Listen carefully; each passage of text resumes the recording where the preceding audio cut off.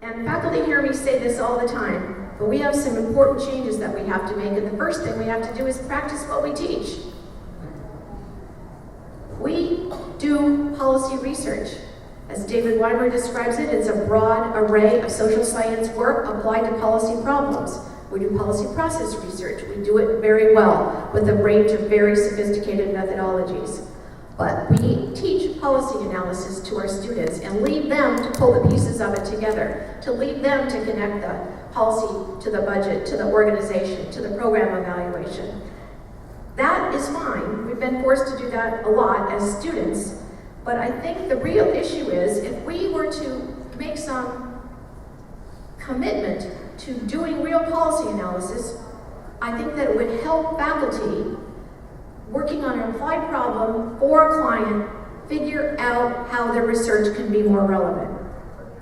It's very difficult to sit by yourself and do your policy research and figure out how it's going to affect a client, what they need when you don't work for a client. This is David Weimer's position. Policy analysis is working for a client, right, David? And you do it because it forces you to deal with the problem, it forces you to be explicit about goals, it forces you to be explicit about solution methods, and it forces you to be explicit about your recommendations. Mathematica, people who work for APP have to do this all the time. That's what they do, is they have to do real applied work. If we do this as academic researchers, we can make this link between each other, between ourselves, among our different disciplines, so that we can figure out how we can do better research and how we can change the curriculum to make sure that Beryl knows who a policy analyst is, because right now she's not sure who a policy analyst is.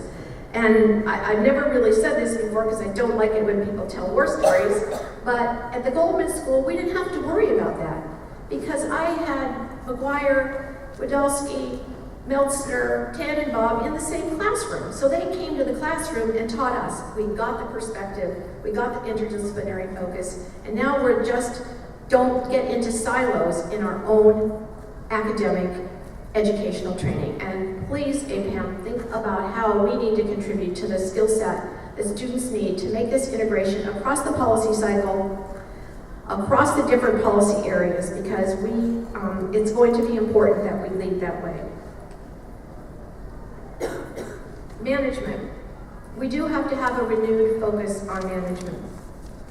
I don't know, I haven't looked recently at the curriculum for many schools of public policy and management, public policy, but I don't think that many of them have the real management component, organizational component, management component, program evaluation component into their curriculum. We must close the circle on the policy cycle, and we have to pay attention to the skill sets required when this is the skill set that's being required by practitioners. So we need to look at the practitioner side in our own research.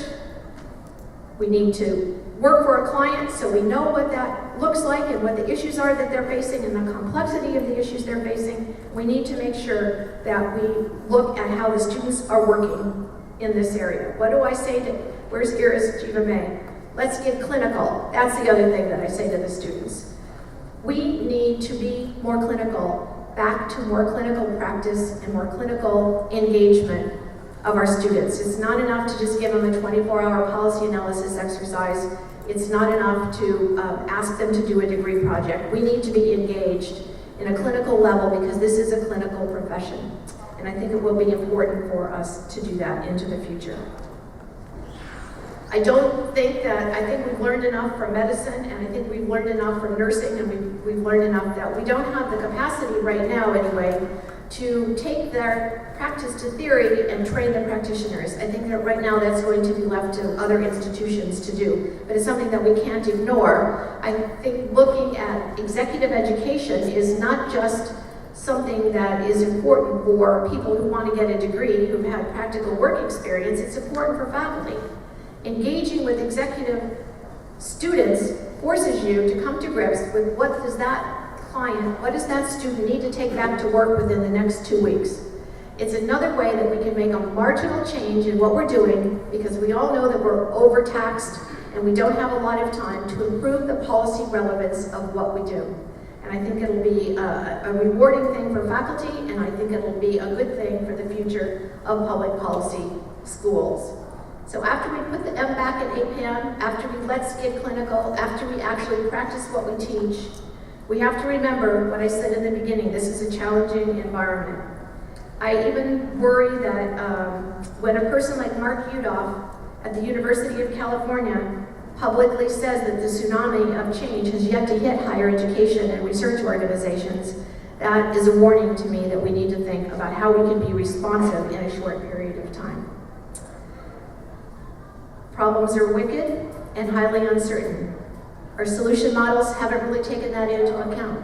We aren't prepared to deal with decision makers who have to integrate a complex series of problems and don't necessarily have the tools to do it. Let's embrace the notions that are coming out of big data before they scare us and tell us there's nothing we need to know about statistics. They're going to forget they might minimize the variance and still have the bias, because if you read anything about what they're doing, they think they can just analyze it and see patterns. So I think that's something that we have to look at. But it is going to change the way we do research in a positive way. It's going to allow us to perhaps to do clinical trials and experiments much more cheaply. So we need to get a leg up. We need to look forward to see what the implications of this technological change. Globalization is still going on. We don't know how to respond to it institutionally in really good ways. And we are going to have this technological tsunami come at us in a quick way. So we have a potential to speed up our evidence gathering, and I think we have a demand to speed up our evidence dissemination. Looking at online dissemination issues, there's a new journal in England who said that they will publish your paper 3 weeks after it's accepted. Now we have a good turnaround rate, but we don't have that good turnaround rate. And in public policy, some of these issues just can't sit in our journals for a long period of time, despite the fact that we respond very well to it very quickly. And in APPAM, we have to be creative and open to thinking about new ways of disseminating our research so that it's accessible for policymakers. We have a lot of opportunities. APPAM is capable of doing this. We have great leadership, and we have the capacity and the will. And most of all, we have the passion among our members to make sure that we stay policy relevant for the future. Thank you very much.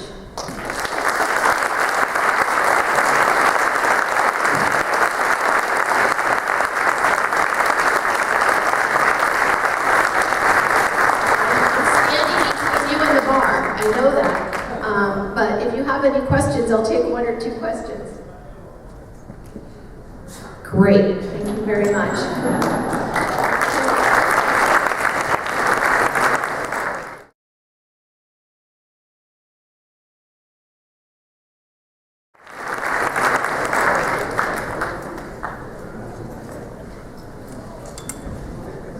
So I am Sunny Ladd, and I am up here in my capacity as immediate past president, and I'm here to thank Sandy for her passion and her commitment over a long period of time to this association. I just want to step back to part of Paul's introduction and part of your speech. 2 years ago, Rich Burkhauser, when he was president, set up a strategic planning process. As I was president last year, I worked with the Strategic Planning Committee that was chaired by Paul and Maria Cancian and included Sandy to work through the process. And a year ago, this association accepted the strategic plan. Sandy has been the first president to have to start implementing it. And that was a lot of work, and she's made a huge amount of progress on that. So both for her commitment, for her commitment over time, her organization of last year's conference, and her work this year in moving this association forward and getting it ready for our next president, I want to thank you and give you our little thank you.